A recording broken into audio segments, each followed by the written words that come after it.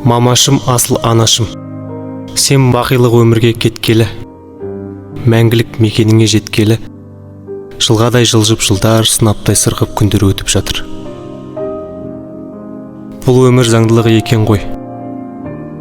Анашым, сен кеткелі, тіршілік көктемі 3 рет есігін ашқалы, жер ананы 3 маусым ақ қар басқалы, 3 маусым жаз өткелі, 3 рет күз келіп 4-ші көктемі жеткелі, өзіңді іздеп сағыныштан сарғайып жасыған жабырқаған шақтарымда да өзің барда қиялдаған егіз армандарымның орындалып жатқан шуақты сәттерінде де, мамашым, аяулым, анашым, сен менің жанымның ақ желкенімен бірге өрге тартқан өмір өзен айдында бірге жүріп келесің.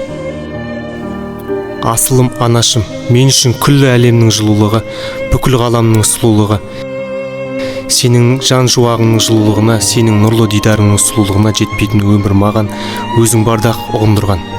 Анашым, Алланың жазуы мына өмірден ғайып болсаң да, бұл өмірде сенің рухың көңіліңмен, көгіңмен төгіліп тұратын мәңгі сәулелі шуағым, сенің рухың бойыма дем беріп тұратын мәңгілік қуатым. Мен үшін ғана емес, әкешім үшін де, әпке жезделерім мен немерелерің үшін де солай екендігіне кәміл сенемін. Өмір парағының күнтізбесі әр күн сайын жаңарып, зымырап уақыт өтіп жатыр.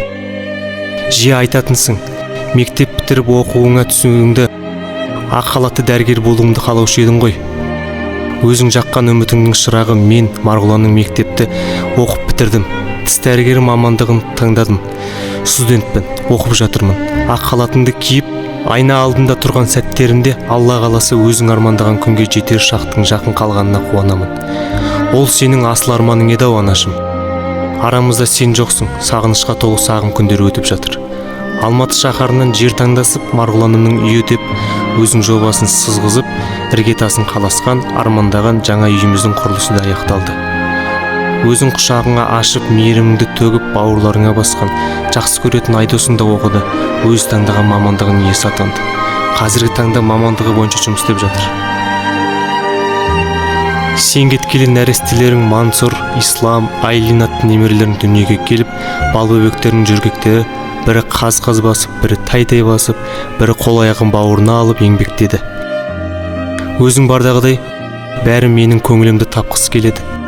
Өзіңді жоқтатпауға тырысады. Әкешім де, бауырларым да, әпке жезделерім де менің жүзіме кірбің түсіп, көңілімді мұң шалмаса екен деп, барын салып, жанын салып, бәйек болып жүргені. Бәріне ризамын. Анашым, рухың сезіп жатқан шығар. Бүгін той. Ол қыздарың, ұрпақтарың той қылып жатыр. Әкеміздің 63 жасқа толған құрметіне арналған зейнетке шығу тойы. Әрине бір кездегі өздерің, әкем екеуің бірге тойлап армандаған тойларың. Бірақ бұл күнге де жете алмадың. Бір кем дүние деген осы. Анашым, сіз бізге өмір сүруді, ақ пен қараны саралауды, жоққа қанағат қылып барды бағалауды үйреттің. Сен бізге ананы, әкені, жақынды, жарды құрметтеуді, ағайын туыс бауырларға жанашырлық көрсетуді, үлкенді сыйлаудың, кішіге қамқор болудың, сары алтындай сабырлық пен темірдей төзімділіктің, кеңдік пен кешірімділіктің шынайы үлгісі бола білдің. Біз өмірде әкем екеуіңіздің ренжіскендеріңізді көрмеппіз.